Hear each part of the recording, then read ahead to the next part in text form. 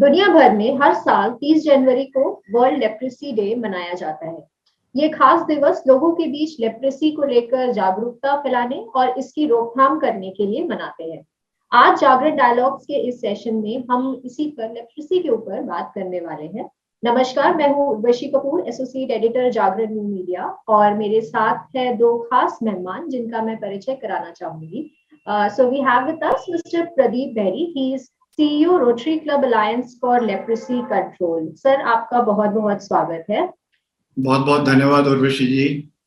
और हमारे दूसरे एक्सपर्ट है mister Prashant Kumar Nayak. He is CEO Lepra society India. Sir, आपका भी बहुत बहुत स्वागत है। नमस्कार। नमस्कार। और समय को जाया ना करते हुए हम सवालों का सिलसिला शुरू करते हैं। मेरा पहला सवाल मिस्टर प्रदीप आपसे है कि आप हमें rotary club alliance for leprosy control के बारे में बताएं कि क्या ये आपकी जो संस्था है ये क्या करती है, लेप्रेसी के ऊपर क्या काम कर रहे हैं आप? Thank you Urvashi. पिछले 110 सालों में जब से रोटरी बन के आया है, तब से डिजीज कंट्रोल एक इसका बहुत बड़ा मैंडेट बना हुआ है। जैसे आपको सबको ज्ञान है कि पोलियो की इरेडिकेशन में रोटरी ने गवर्नमेंट की पार्टनरशिप में कितना महत्वपूर्ण काम किया है और बिल्कुल इंडिया से इसको इरेडिकेट कर दिया।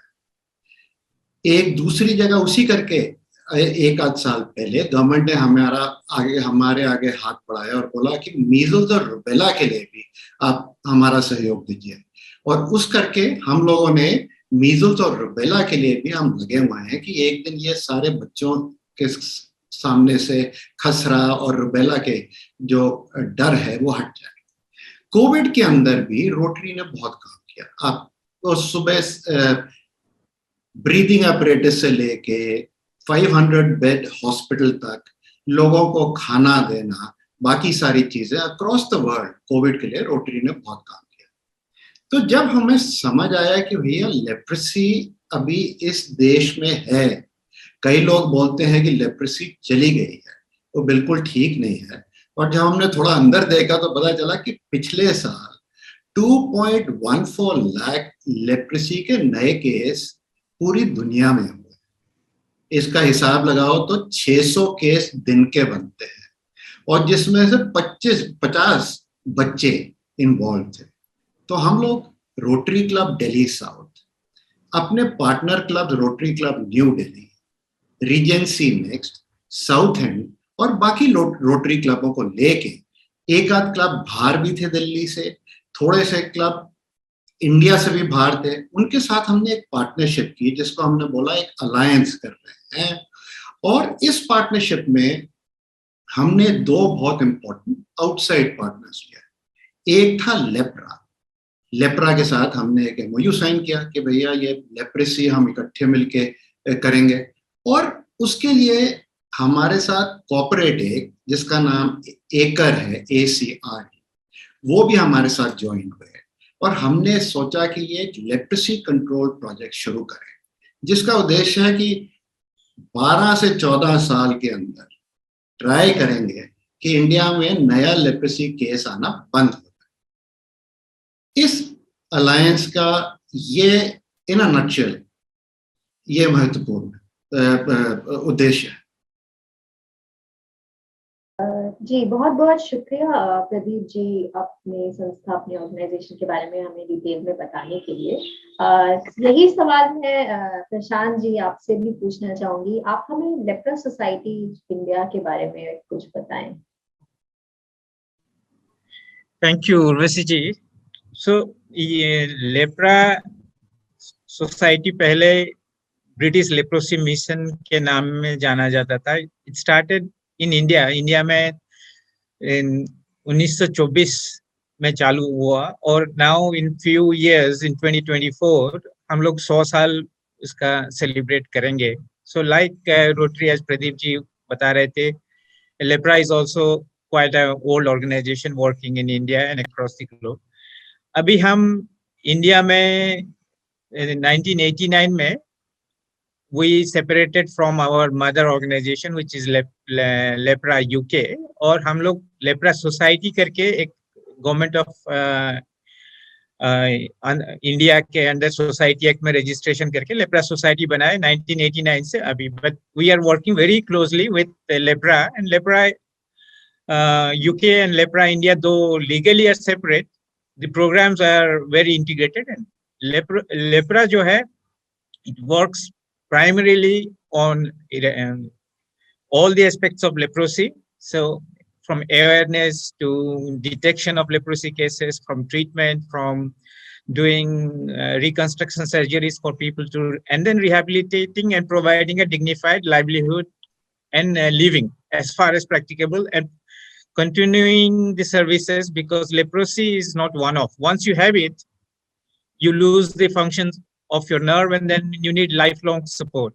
And that's what lepra does. But in addition to that, lepra works in other neglected tropical diseases, जैसे टीबी हुआ, जैसे काला आजार हुआ, जैसे फाइलियरिसिस हुआ, लिम्फेटिक फाइलियरिसिस हुआ, और HIV एड्स में भी काफी, ये सब जो 7 और 8 नेग्लेक्टेड ट्रॉपिकल डिजीज है, जैसे वर्ल्ड हेल्थ ऑर्गेनाइजेशन के डेफिनेशन के हिसाब से लेप्रा वहाँ काम कर रहा है. और आजकल Lepra currently is working in 10 states in India, including Delhi, Rajasthan, UP, Bihar, Jharkhand, Chhattisgarh, Orissa, Madhya Pradesh, Telangana and Andhra Pradesh. और सो जब से कोविड हुआ है, we like Rotary, we have been involved in all aspects of COVID in terms of providing emergency rations for the people affected. We have the RT-PCR test recognized by ICMR, the only one from the NGOs. We provide the testing free of cost to the vulnerable populations. We also do the mobile testing of people affected by COVID. And the biggest thing that we have managed to do is the vaccinations. So lepra has been doing vaccinations, and now again it is ramping up because of the 3rd wave across India for mostly the most vulnerable populations, which includes the people affected by leprosy. Currently, so far we have crossed upwards of 25,000 people, the most vulnerable ones, people who cannot travel, people who do not have documentation to get registered. So we go even take the doctors and the facilities right there to the colonies or the facilities where they stay, get them vaccinated, or bring them to the facilities, liaise with the government facilities. And if government facilities are not there because the person doesn't have a document or otherwise, or whatever else is the reason, or the person is reluctant to go to government facility for self-stigma or anything, we do it in a private place. So, and we have been very thankful to the donors, both in country and from overseas. So this is lepra in a nutshell. Thank you. जी, बहुत बहुत शुक्रिया आप बताने के लिए कि आपकी संस्था कितना अच्छा काम कर रही है. इनफैक्ट आप दोनों की जो संस्थाएं हैं, चाहे वो रोटरी क्लब अलायंस हो या लेप्रा सोसाइटी हो, दोनों बहुत काम कर रहे हैं इस लेप्रेसी कंट्रोल पे, और जो सिचुएशन है लेप्रेसी की. इसी से मिलता जुलता सवाल है प्रदीप सर, आपसे मेरा एक सवाल है कि अगर हम भारत की बात करें तो क्या करंट सिचुएशन है लेप्रेसी की इंडिया में, आप हमें बताएं. उर्वशी जी, मुझे ये कहते हुए गर्व तो नहीं होता, क्योंकि भारत, अभी आपको बताया था कि पूरी दुनिया में 2.14 लाख केसेस लास्ट ईयर थे. इनके करीबन 60% केसेस भारत में थे. इंडिया आज भी लेप्रेसी कैपिटल कहा जाता है दुनिया का. ये कोई बहुत अच्छी पदवी नहीं है, और इसी को हटाने के लिए हम लोग सब ये प्रयास कर रहे हैं. 2005 में WHO ने एक फिगर उनका होता है कि अगर 10,000 में एक केस से कम हो तो उसे बोलते हैं कि इरेडिकेट हो गई डिजीज. तो 2005 में ये बोला था कि इंडिया से ये डिजीज इरेडिकेट हो गई है. बट 0.72% की भी जो पॉपुलेशन आप 10,000 में लेंगे या टोटल पॉपुलेशन की ये चीज लेंगे, उसमें आप फाइंड करेंगे कि काफी लोग हो जाते हैं. 1.5 लाख लोग एक साल में अगर हो रहे हैं, कुछ 750 के करीब, ये प्रशांत मुझे बोलेंगे अगर ये गलत है, 750 के करीब ये कॉलोनियां हैं पूरे इंडिया में जहाँ जिन जिन को ये कुष्ठ रोग हुआ था उनको गांवों, कस्बों और अपनी कॉलोनियों से निकाल के उन्होंने बाहर फेंक दिया। तो ये अपने परिवारों के साथ इन कॉलोनीज को, जिनको मैं गेटोस बोलता हूँ, इन कॉलोनीज में जाके बस गए। दिल्ली एनसीआर में हमारी आंख के नीचे कुछ 39 से 40 कॉलोनीज है जिसमें ये लोग अपने परिवारों के साथ leprosy patients in various stages of leprosy, right, कईयों का बहुत ज्यादा बिगड़ गया था केस, कईयों का बिगिनिंग में है, वो लोग रह रहे हैं। अभी अवेयरनेस बढ़ रही है। अभी इसी के लिए हमने 4 या 5 पिलर्स सोचे हैं। ये हमारी पार्टनरशिप जो है with rotary club alliance, lepra और एकर के साथ, कि हम सबसे पहले अवेयरनेस फैलाएंगे लोगों में, बिकॉज बैटलिंग इग्नोरेंस, किसकी इग्नोरेंस, लोगों को पता नहीं कि भैया इसके लिए आपको मुफ्त इलाज मिल रहा है। एमडीटी और मल्टी ड्रग थेरेपी की गोलियां गवर्नमेंट मुफ्त देती है, जिसके खाने से आपका ये डिजीज तो चली जाती है, पर उसका सेवन शुरू करने से आप इसको ट्रांसमिट करना बंद कर देते हैं। दूसरी चीज, इग्नोरेंस किस चीज की है, कि भैया ये कोई ऐसी प्रॉब्लम नहीं है कि छुआछूत की बीमारी है, कल इसके गले लग जाओ या कुछ हो जाओ किसी को तो आपको भी ये बीमारी हो जाएगी। हम लोग सब जाके इन कॉलोनियों में काम करते हैं, सबकी चीजें ये शुरू हो जाती है। तो इग्नोरेंस हटाने के बाद प्रेस, मीडिया, वेरियस प्लेटफॉर्म्स के थ्रू, उसके बाद हमें ट्रेन करना है। दूसरा पिलर हमारा जो ये चीज में हम इंडिया में करना मानते हैं वो ट्रेनिंग। किसको ट्रेन कर रहे हैं? मेडिकल प्रोफेशनल्स को, डॉक्टर्स को, प्राइवेट गवर्नमेंट वाले, नर्सेस को, ये जो एएनएम वर्कर्स हैं इनको, all these people are volunteers हैं, इनको ट्रेनिंग की भैया इसके सिम्टम्स क्या हैं, कैसे आप इनको देखेंगे, कैसे आपको पता चलेगा कि इस आदमी को लेप्रेसी होने वाली है और इसको आप ट्रीट कैसे करेंगे। तो ये दूसरा पिलर हो गया ट्रेनिंग। तीसरी चीज है active case finding. Active case finding में क्या है? डोर टू डोर जाके, स्लम्स में, झुग्गी झोपड़ी एरियाज में, घरों में जाके ये जो ट्रेनिंग यूज की है, वॉलंटियर्स और ये मेडिकल प्रोफेशनल जाके ढूंढेंगे कि नए केसेस तो नहीं हो रहे लेप्रेसी के, क्योंकि लोग वैसे भी किसी को अगर कुछ हो भी रहा है तब भी वो समझता है कि मैं लोग बाहर नहीं आऊंगा, लोग मुझे कहीं साइड में बोले ना, दूर अपनी नजरों से हटने के लिए, यार अलग रहने के लिए ना बोल रहे। तो एक्टिव केस फाइंडिंग हमने करना, केस डिटेक्ट करना, उसकी ट्रीट करना। और चौथा, विच is the most important thing, is looking after health care and rehabilitation. कि भाई एक तो आप इनको देख रहे हो कि कैसे इनको ट्रीटमेंट दे रहे हैं, छोटी चीज जैसे हम फिजियोथेरेपी कैंप करते हैं। दिल्ली में हमारे अलायंस ने और पार्टनर्स ने कुछ भाई पिछले 9 महीने में 31-32 कैंप कर लिए हैं, कोविड के होते हुए बच के ये 32 कैंप किए, जहां हम पूरी अपनी वैन, अपनी टीम भेजते हैं, जहां उन लोगों को पहले अवेयरनेस का बताया जाता है, उसके बाद उनकी पट्टी, उनको जूते, उनके स्पेशल जूते बनाए जाते हैं और ये सारी चीजें किया जाता है, सेल्फ केयर किट्स दिया जाता है। और लास्ट में है palliative care and rehabilitation. Palliative care किस प्रकार का? अभी ये लोगों का, काफी लोगों का जो गुजारा चलता है वो बेगिंग से चलता है। कोविड के दरमियान इनको भूख प्यास के तकलीफ हो रही थी, तो हमने इनको खाना देना शुरू किया, सर्टेन कॉलोनीज में कुक्ड फूड देना शुरू किया for many months at stretch. We give that. 1-2 लोग हमारे पास आए कि सर हमारी कॉलोनी में जो बिजली के मीटर लगे हुए उससे 2-2 लाख का हमारा बिल आता। तो हमने 1-2 कॉलोनी में जाके सोलर पैनल्स लगाए और उनको वहां इस चीज से मुक्ति दी। तो इस प्रकार की पैलिएटिव केयर और ये जो रिहैबिलिटेशन की प्रक्रिया है वो भी हम ट्राई कर रहे हैं करने। जी प्रदीप जी, और आप जो कर रहे हैं और आपकी संस्था जो कर रही है, आई एम श्योर से काफी लोगों को लाभ मिल रहा है। और जो एक करंट सिचुएशन आपने इंडिया की बताई, आई एम श्योर आपके जो ऑर्गेनाइजेशन है वो लार्ज स्केल पे काम कर रही है। एंड इरेडिकेशन की अगर बात करें, लेप्रोसी की अगर केसेस अभी भी है तो सून they will be eradicated. Prashant ji, मैं आपके पास आना चाहूंगी। अभी बात की हमने इंडिया के सिचुएशन की। सवाल मेरा ये है कि अगर इंडिया ग्लोबली अगर कंपेयर करें तो इंडिया कहाँ स्टैंड कर रहा है, अगर लेप्रेसी कंट्रोल की अगर हम बात करें तो?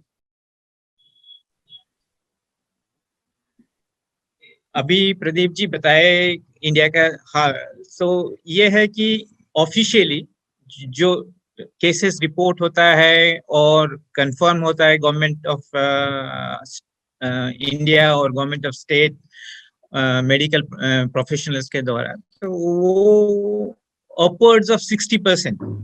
तो 2005 में जब एलिमिनेशन गवर्नमेंट ऑफ इंडिया ने डिक्लेयर किया as per the definition of WHO, उसमें ये क्या आ गया था कि 10,000 के पॉपुलेशन में शायद एक आदमी को अगर लेप्रोसी होता है तो इसको एलिमिनेट कर दिया गया करके माना जाएगा, और वो मान लिया गया। और उसके बाद क्या हुआ कि काफी सारे जो फंडिंग थे लेप्रोसी के लिए, काफी ज्यादा फंडिंग थे, वो सब स्ट्रीम इंटीग्रेटेड कर दिया गया। तो उसके बाद क्या हुआ, धीरे धीरे फंडिंग भी चला गया, और बाहर से भी जो पैसा आता था वो डोनर्स प्रायोरिटाइज नहीं किए, क्योंकि गवर्नमेंट ऑफ इंडिया का स्ट्रेटेजी बोल रहा है कि आप तो एलिमिनेट हो गया और इतना बड़ा प्रॉब्लम नहीं है, इसलिए फंडिंग भी नहीं आया, कम हो गया। तो उसके बाद क्या हुआ, धीरे धीरे it has started making a comeback, and the numbers is telling itself कि 67%, 60%, 70% of the global caseload year by year of the declared official cases are from India, new cases. So, and many these days many are children. ये Covid आके तो और भी situation को थोड़ा गड़बड़ कर दिया है, क्योंकि there is a lot of restriction in terms of going out and finding the new cases. So this is, and on top of that, India is a even when the elimination was declared, a lot of pockets of high endemic leprosy areas were there, where they were not qualifying to be under the global definition of elimination. And now I am in one of those areas visiting some of the colonies and places and the communities. तो ये हो गया कि अभी उड़ीसा के Bargarh district में और सोनपुर में हूँ, तो ये बढ़ गया है। अभी एक जगह अभी सोनपुर में था जहां पर 3.4 गवर्नमेंट रिकॉर्ड्स के हिसाब से 3.4 prevalence, 3.4 people are getting affected for every 10,000 population. तो ये हालत, और ऊपर से there is lot of issues of migration, people move around, and because we took our eyes off leprosy, अभी गवर्नमेंट मेडिकल कॉलेजेस में many medical colleges don't teach anything about leprosy. आप अभी अपोलो में जाएंगे, very reputed health facility में जाएंगे, the doctors will not be able to tell you that you are suffering from leprosy, because leprosy is a painless disease. It's very the symptoms are similar to many of the other diseases. तो वो बता नहीं पाते हैं. The people who can tell you are the frontline leprosy workers. Or the second major challenges where India is facing is lack of personnel. जो 2005 के बाद लोगों ने ये पढ़ना भी छोड़ दिया, सीखना भी छोड़ दिया, और जॉब भी नहीं रहा लेप्रोसी में. So what is happening? People who can deal with leprosy and have the skills to deal with leprosy are diminishing day by day. Either they are retiring or they're moving into other profession. For medical professionals and private medical profession institutions, leprosy is not a high-paying, or return on investment is not so high. So people are not taking it up as a profession or as a specialty. तो उसमें क्या हो रहा है? Again, it's a double whammy. So हम लोगों का so leprosy abhi is what I feel is needs a refocusing from all concerned organizations like LEPRA, Rotary, and many others. They can do only so much. We need the attention of the duty bearers, the largest duty bearer, government of India, the government of the states, the local level authorities, panchayat level, district level, block level. So they need to come in. And once they come in, I think it's a disease that has been there for 6,000 years and we are still grappling with it. So usko kaise, it's a shame for us in a way. So we need to get it, and it's possible to get eliminate, if not control it, if not completely eradicate it. But a concerted effort is required, and we need to refocus now. This is my take, and India has come a long way, and there is also a long way to go in terms of achieving what the eradication. Coming long way means now the disability cases are extremely low, because once it is identified, one dose of MDT kind of prevents the infection, further infections, and a small course of 6 months or 1 year completely cures you. So the thing is, it is available, so you don't get a it doesn't lead to disfigurement or disability or functions of limbs. And I just want to clarify, taking this opportunity, the loss of limbs, the digits, the fingers, is not because of leprosy. It's just because you lose your sensation, the nerve functions. You are not able to feel the heat, the cold, the pain, and then you heat your fingers, or you dip your fingers on the hot water, or you put your fingers on the fire, and you don't realize, and slowly over a period of time it becomes gangrene and you lose the limbs. It's not because leprosy हुआ है इसलिए वो विकलांग हो गया, ऐसा कुछ नहीं है. So we need to take care, self care लेने से and ये करने से it's possible to address it. And this is the time that it's not late. We really need to do it. We should have done yesterday, but it's not late. Let's refocus and try to eradicate it from India. And India has the resources, has the ability, has the skills. Thank you, Urvashi. जी बहुत बहुत शुक्रिया प्रशांत जी, काफी detail में आपने इसके बारे में हमें बताया. प्रदीप जी, मैं आपके पास एक बार दोबारा आना चाहूंगी कि लेप्रेसी के ऊपर हम जैसे बात कर रहे हैं, या आपकी संस्था जो है लेप्रेसी कंट्रोल पे काफी काम कर रही है, तो अगर हम कभी भी कोई ऐसा बड़ा काम करते हैं तो कुछ चैलेंजेस भी आते हैं. नो डाउट आपकी संस्था काफी सालों से इस पे काम कर रही है, तो आपके अकॉर्डिंग क्या बिगेस्ट चैलेंजेस हैं? अगर लेप्रेसी कंट्रोल की बात करें तो उसमें क्या चैलेंजेस फेस करने पड़ते हैं? Urvashi ji, a very important question, in fact, and a very good one. But before I proceed ahead, let me give credit to Ministry of Health and the local state leprosy officers and WHO who have helped us in doing these various programs together with them. They gave us certain guidance. The state leprosy officer in Delhi has been very helpful. The DDG leprosy in central government has been very helpful. WHO has been very helpful. और इनको मिलके हमने training जो conduct की है medical officers की, we are just patching up the gaps or bridging those gaps which are there to ensure that these people get training. So अभी partnership तो गवर्नमेंट ऑफ इंडिया के साथ करके ही हम कर सकते हैं, जैसे पोलियो को हटाया था. Sorry, coming back to your question, Prasant has told you about a lot of challenges. सबसे बड़ा चैलेंज मेरे हिसाब में is ignorance. Most of the people at various stakeholders, आप गवर्नमेंट के जो लोग काम कर रहे हैं outside the leprosy thing in say Ministry of Health, the people who are in corporates, the people जो Rotarians बाकी हैं, जिनको हम धीरे धीरे बता रहे हैं, जो लोग हैं, ऑर्डिनरी लोग हैं, जो जैसे आपके घर में कोई काम करने आते हैं, धोबी या कोई आपके घर में हेल्पर आता है, आप अवेयर हैं कि उनको बता सकते हैं कि उनकी कॉलोनी के आसपास कोई लोग ऐसे हैं, ये साइंस अगर दिखे तो उनको जाके हॉस्पिटल में जाना चाहिए.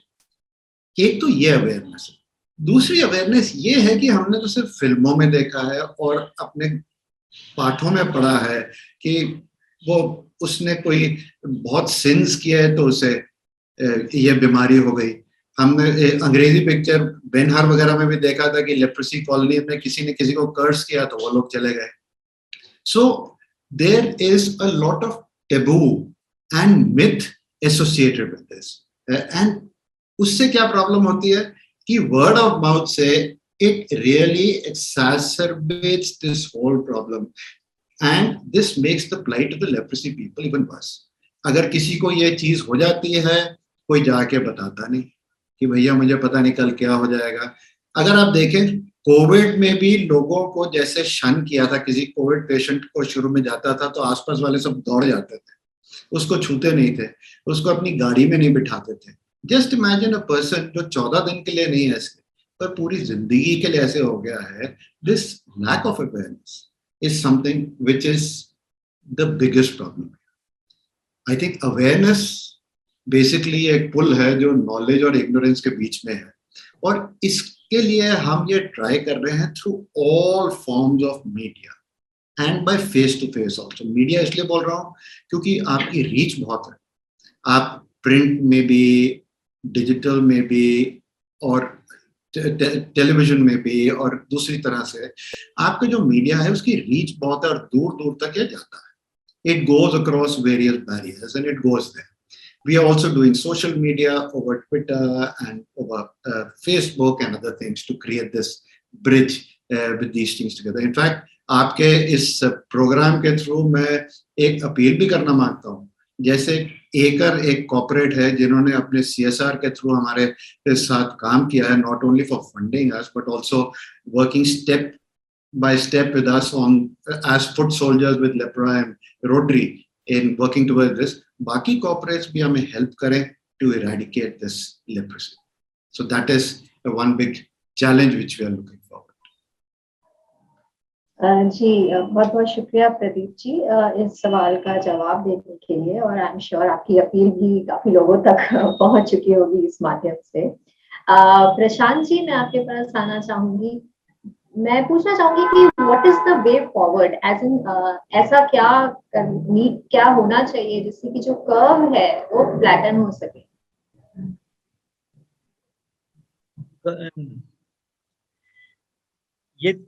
Urvashi ji, I will add few things on what Pradeep said, which is really बहुत सारे important है throughout, क्योंकि एक है हम लोग का इंडिया में you have village level, the front very frontline workers are called ashas. अब ये ashas they are overburdened, they are doing fantastic work, but they have to do everything from collecting data to kiska ghar mein kaun aaya nahi aaya, and if there is a pandemic like COVID, then they are sucked completely into COVID or kuch hua. So within that they have also to look at leprosy. और उनको क्या है अभी, like the health professionals, they also don't know how इनको leprosy है गांव में. So they are the frontline ones, they are the crucial ones. तो उनको ट्रेन करना है, सिखाना है. वो अगर को पता चल जाएगा कि this person has a symptom of leprosy, हो सकता है कि ये leprosy हो सकता है, she or he can immediately refer them to the nearest PHC, community health center doctor, but तब उसके बाद कर सकते हैं कि ये हुआ नहीं हुआ है. तो this training is very important. Second, awareness जो प्रदीप जी बोल रहे थे, apart from the role that media has to play, is playing, but this they do around, they're active around this 30th January, World Leprosy Day, Gandhi ji ka. But after that, they just, because it's not visible and it's not affecting, it's out there somewhere, we don't know, and nobody is becoming. So media has to come in and consistently, it has to be on the radar. 2-3 महीना में एक बार होना चाहिए, regular नहीं हुआ. तो दूसरा है, I want to take this opportunity through your medium to appeal to the policy makers to have a small page or chapter or paragraph in primary school जहाँ लिखना है कि leprosy is curable, leprosy is one of the least contagious diseases, और leprosy can be eliminated. तो वो जो 2-4 messages है, वो बच्चे को बचपन से पता चलेगा, उनका माँ को पता चलेगा, उनको भाई बहन को जो भी इनको पढ़ाते हैं साथ में रखते हैं, तो that thing needs to come in right there at the class 1 और class 2 में ये एक मैसेज जाना चाहिए. Leprosy needs to come back into medical curriculum. That's very important. Third thing for me, and which in order to answer your question to reduce and control is active case detection. Go out. We do, Government of India does a campaign to decay, but that's once a year. We need to consistently do across in many states, across all states, in fact, and find the active cases so that and treat it so it doesn't deteriorate into disability. And once the person is disabled, he or she need or loses the function of the nerve, they need lifelong care because they're no longer able to have a livelihood. And lifelong care is we have taken our eyes. एक बार तो cure हो गया, अभी क्या देखना है? But ये होता है कि उसको सर्विस चाहिए जिंदगी भर के लिए. वो काम कर नहीं सकता. And वो काम नहीं कर सकता है तो फिर and that is linked to आपका stigma and discrimination. तो आप उनको क्या dignified employment दे सकते हैं? कैसे आप dignity दे सकते हैं? Dignity as a human being is a right of everyone. तो एक person affect हो गया, has lost the use of muscles and limbs, unko you have to provide a dignified member to continue within our society. Unko bahar fekna nahi hai. So unfortunately now people who are treated as staying back in the society are not thrown into the colonies that Pradeep was referring to, 750 or 1000 informally in India. So that's very important. Continuing the services, active case detection, training of frontline workers to detect what are the symptoms and signs of leprosy, possible leprosy, and bringing in awareness right down from the very young, from primary school, and take it forward. And if we continue like this, leprosy is possible to control. Many countries have shown that it is possible to control and has been done. And India, with its ability currently, will be able to do it in next 5 years if we really put in the efforts. जी बहुत बहुत शुक्रिया प्रशांत जी. और I am sure most of the points आपने cover कर लिए हैं, आप दोनों ने कवर कर लिए हैं. सेम सवाल है प्रदीप जी आपसे कि आपके अकॉर्डिंग क्या प्लान ऑफ एक्शन होना चाहिए that can be rolled out in case of future unprecedented contagions, अगर आप हमारे दर्शकों को बताना चाहें. अभी हमने क्या बोला था, मैं अकेला ही चला था, लोग मिलते गए, कारवां बनता रहा. हमारा प्लान ऑफ एक्शन तो वही है जैसे प्रशांत ने बोला और मैंने आपको पहले बताया. Awareness to remove all these tabus, myths and the gaps between knowledge and awareness. Prevention, how do we do the prevention? By ensuring that the frontline workers are trained. Treatment, rehabilitation and of leprosy patients. Like Prashant said, आजकल काफी case हैं जो लोग कॉलोनियों में नहीं धक्के दे के उनको घुसाया जा रहा. बट प्रशांत और मेरे लिए और सबके लिए हम अपने आप को सक्सेसफुल तब समझेंगे जब वो 750 या 1000 कॉलोनीज के लोग वो कॉलोनियां छोड़ के बाहर आके हमारे साथ हम सबको ज्वाइन कर लें, विच इज द बिगेस्ट थिंग. क्योंकि अभी उन सबको डर भी पड़ गया, बाहर लोग जाना भी नहीं मानते और ना कोई अंदर जाना. बट वे फॉरवर्ड, अगर आप मुझे 30 सेकेंड देंगे तो मैं ये 3 पॉइंट बोलता हूँ वे फॉरवर्ड के लिए. सॉरी, मैंने ये लिखे हैं because this is like a mission statement and I would like to read it out if that is okay. Sustained effort and advocacy campaign leveraging the assets created. हम assets बना रहे हैं, उनको leverage करके sustain करेंगे अपने advocacy campaign को. अगर फिल्म बनाई है या आपका ये जो वीडियो बनेगा, इसको replay करेंगे जगह जगह जाके लोगों को बताने, जिसके नीचे 3 चीजें. ये पहले पॉइंट के नीचे continued focus on print, social and electronic media to influence minds, mobilize support and impact change. This is the first sub point. Second sub point is patient advocates and influencers will be another key focus areas.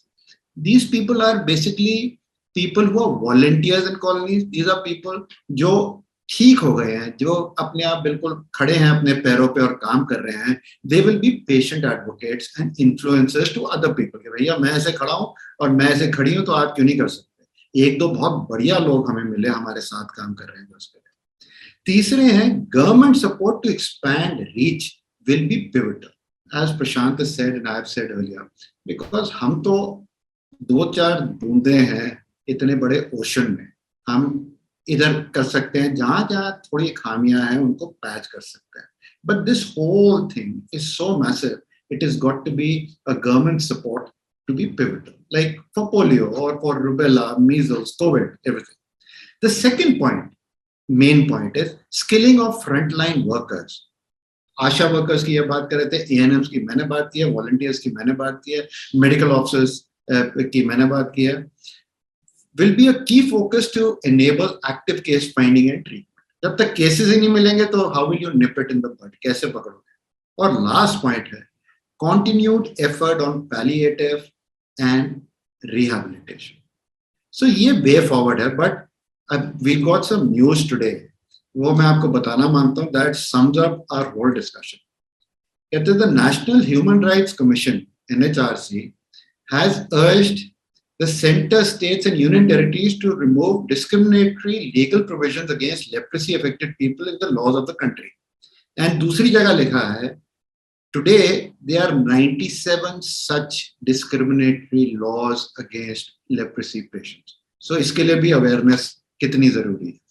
Thank you. Thank you. बहुत बहुत शुक्रिया प्रदीप जी हमें detail में बताने के लिए कि क्या प्लान ऑफ एक्शन है और क्या होना चाहिए लेप्रेसी कंट्रोल के लिए, क्या जरूरी है. समय का अभाव है, इसलिए हम आखिरी सवाल ले लेते हैं प्रशांत जी आपसे कि क्या रिक्वायर्ड है टू ओवरकम द स्टिग्मा, क्या रिक्वायरमेंट्स हैं. We have thank you Urvashi ji. हम लोग बीच में बातों में कुछ स्टिग्मा को कैसे रिमूव करेंगे बहुत प्रदीप जी मैंने बताए थे, but some of the important things is awareness कि ये जो बीमारी है it's curable, is the least infectious, और बहुत सारे हम लोगों का गलतफहमी रह गया है which needs to be addressed and needs to be addressed from the very early stages, और उसको आगे बढ़ाना है. दूसरा है कि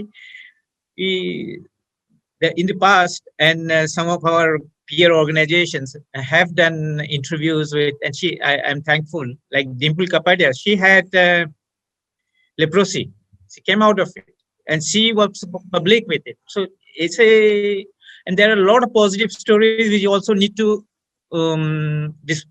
with the help of you and others and other media outlets, both social and one-to-one peer and using the television print, how people affected by leprosy have been treated and continue to be part of the family and society with full support of the family members. And those positive stories will influence others to okay. Dusra, in terms of which Pradeep was also alluring to, is उनको dignified employment. ये नहीं कि आप एक दे दिया swing machine चला नहीं सकते, हाथ उंगली में sensation नहीं है वो नहीं चलेगा. So उनका skills क्या है, उनका वो क्या कर सकते हैं, उसी dignified employment which is appropriate to their physical skills, because many of the functions of the peripheral nerves are affected. So वो देख के उसी हिसाब से देना कि जो able bodied के लिए, normal person के लिए who is not affected by leprosy or any nerve diseases, और उसी को leprosy affected person को देने से is not appropriate. So we need to see what is appropriate for them.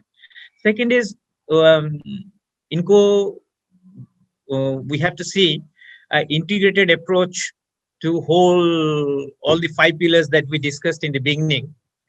को लेके साथ में जाने से हो सकता है कि ये आगे बढ़े. And the most important I think is the people's representative, right from the ward member, sarpanch, block chairman, MLA, MP, and even our prime minister. If he's a mass leader, if he says one word, some statement on this, that this is not contagious, this is curable, will be extremely helpful. And Panchayati Raj, the sarpanches can do miracle. I'll tell you only 10 seconds. In one of the village panchayats, I met a person, the sarpanch. It was his vision, because lepra also works in eradicating hydrocele surgeries. There is a stigma and discrimination. He said, from my panchayat, nobody will suffer from hydrocele.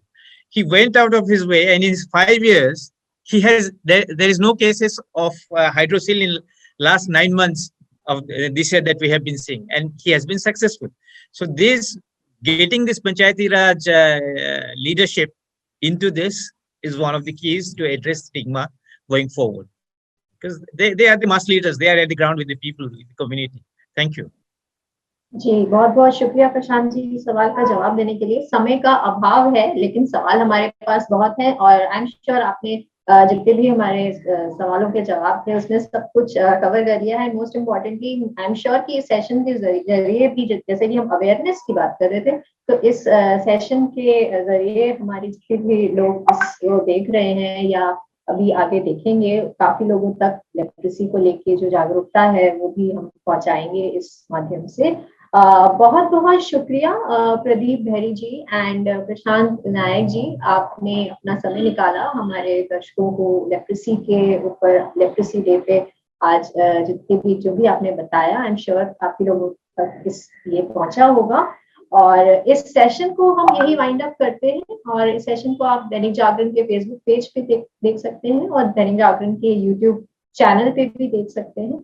और अब हम फिर मिलेंगे next session में new topic and new experts के साथ। तब तक के लिए thank you so much everybody for joining. धन्यवाद।